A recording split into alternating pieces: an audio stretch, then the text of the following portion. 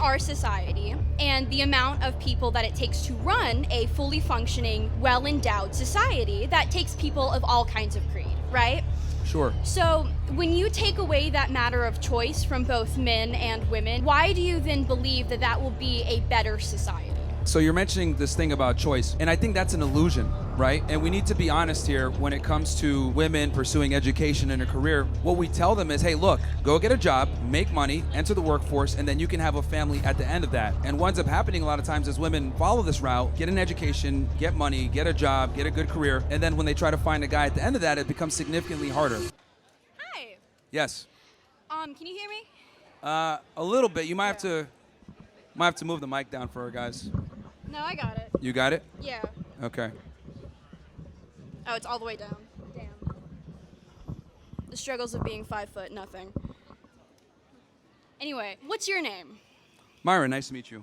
Byron? Okay, cool. Myron, yeah. What is? Sorry. Myron. Myron, Yeah. gotcha. Thank you. What's your name? Ozzy. Okay. How are you, Sorry. Ozzy? I have no clue who you are. So this No is problem. very interesting. So I have a couple of questions for you. Sure. I noticed that you keep up bringing up the nuclear family, Yeah. right? So you talk about valuing the nuclear family, and I'm trying to ask you why. So like if you Why? can like, Okay, yeah, okay. very Yeah, so the clearly reason just why is explain because that. children are the future. And in order to raise children properly, you need a mom and a dad. You need that balance. And that can only really be done in a nuclear family. This is why I'm not a fan of gays adopting or lesbians adopting. I think, the child needs to have a strong father and a mother in the household for the best chance at being a productive member of society. That's why the nuclear family is so important, because our future is built on that, which are the children. Okay. And then going to then the patriarchy. The patriarchy, okay? Yeah. What about it? So you're talking about how like you value it and you find it good that men are then forced to go out and do these things. So you're talking about kind of like the men's rights issues, right? Yes, I think men, there's a burden of performance on us. And I think that that's something to embrace and rise to versus trying to be equal to women. Okay, so you believe that men should not have a choice. As far as in what regard? Working? Not just working, but just style of life and like, so taking away that choice from men and just generally from people of like their direction in life. I think every guy should be prioritizing, whether they're building themselves up to eventually have a family, right? I understand that, for men, it takes time for us to acquire our value versus women kind of have the value up front. But I do think that every guy should be striving to become successful so that eventually a family will be dependent upon him. Okay. I get where you're coming from.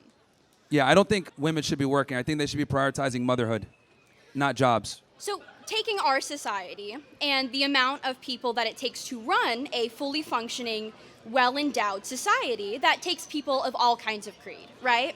Sure. So when you take away that matter of choice from both men and women and everyone in between, why do you then believe that that will be a better society?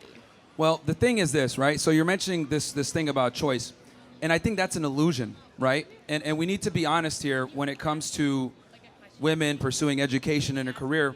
What we tell them is, hey, look, go get a job, make money, enter the workforce, and then you can have a family at the end of that.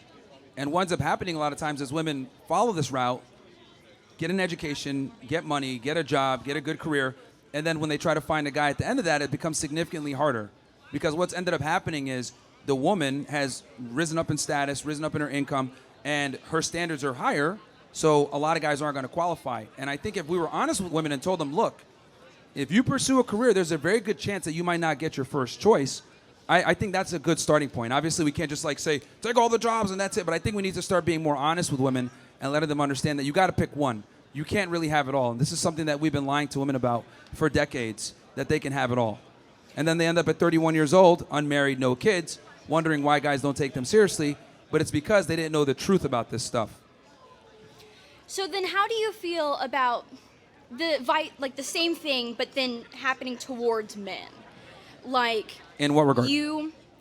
Take you, for example. You say that you have, I think you mentioned you have an open relationship, but specifically on your end. Only on my end, yeah. So you take the nuclear family, which is a loyal and faithful husband. Only women could be sluts. We are the slut makers. This girl's over here trying to call me a slut. Hey, we're the slut makers, man. There's no such thing as a man that's a slut. May I continue? Yeah, go ahead. Thank you. So you're talking about how you have an open relationship. So you have the nuclear family. Yep. The stereotypical nuclear family is a loyal working husband who goes Sure. to the office or whatever, makes money, comes home to his wife, provides for his wife, takes care of his wife. You value highly the nuclear family, but you yourself are not taking a part of it. Why is that? Well, I have a certain goal that I want to hit financially before I, go ahead and have a family. Obviously some business aspirations, and I want to make sure I get that out of the way so that when it is time to be a father, I can focus 100% on that and not necessarily be as tied up with work. So and that's kind of one of the, the good things about being a man is that though we are not born with value, if we work hard enough, we can create value, and that gives us a bit more time on the time clock. Versus for women, they have a fairly finite amount of time to be able to build a family. So for me, I'm focused on hitting a certain financial goal first so that when I do have my children, money never becomes a problem again. But you talk about how women are born with an inherent value. Yes. I would differ that men are as well. And what you are doing, so the nuclear family, part of men's value comes from being loyal and being hardworking. And I feel like when you miss half of that, like what you're doing, you are then degrading,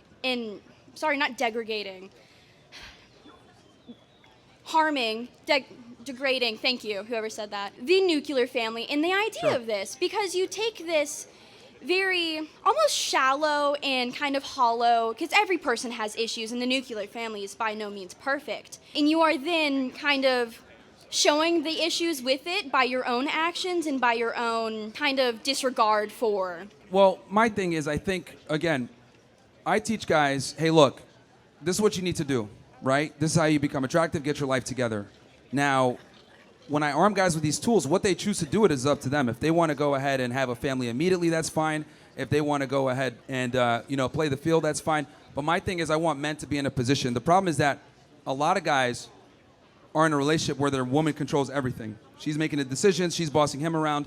There's no leadership there. I want the guy to be in a position where he can kind of dictate the terms. And if he decides, look, I want a family and I want to have a family early, I want him to do that through choice, not through necessity. A lot of guys are monogamous or in a relationship through necessity, not because they want to be.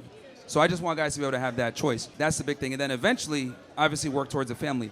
But I think the other thing, too, that's important is that men have to understand how modern women work. My last question here is, Sure. What's your goal with coming out to this college campus where you have all of these people who very obviously are heckling you and do not want you to be here? What's your goal? Because obviously you're not really going to change people's minds with some of the more hateful messages that you're portraying. Like, why are you here? To start a revolution, to tell people the truth, something that's been missing for a very long time.